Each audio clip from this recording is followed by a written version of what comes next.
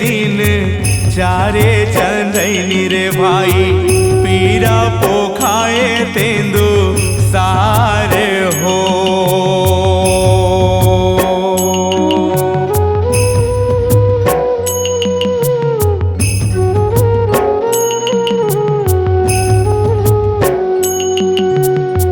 जुग जुग जिया रे संगी सुख दुख आही रे जाही कभू सुखा बनो कभू धारे हो।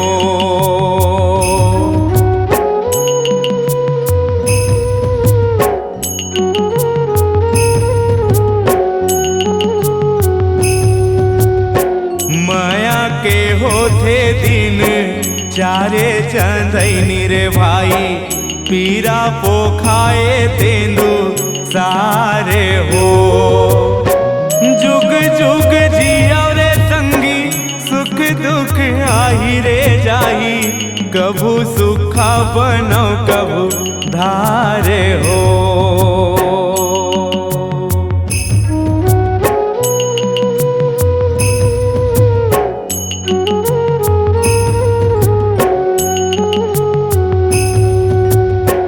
राजा का रंग रे भाई जाना अकेला तोला हंसी जावे नंदी मजे धारे हो। राजा का रंग रे भाई जाना अकेला तोला हंसी जावे नंदी मजे धारे हो। धर्म कर्म करे हंसी हंसी रही लेना झन बने अंबर बेले नारे हो। माया के होते दिन चारे चंदनी रे भाई पीरा पोखाए तेंदु सारे हो।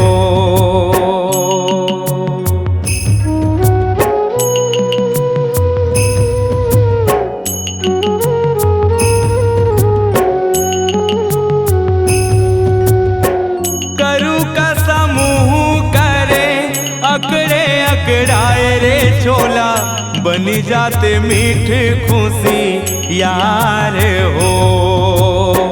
करू का समूह करे अकड़े अकड़ाए रे चोला बनी जाते मीठ खुशी यार हो।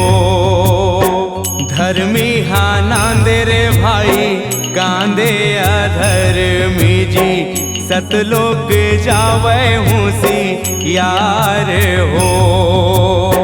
धर्मी हाँ नांदे रे भाई कांदे अधर्मी जी सतलोक जावे हूसी यार हो।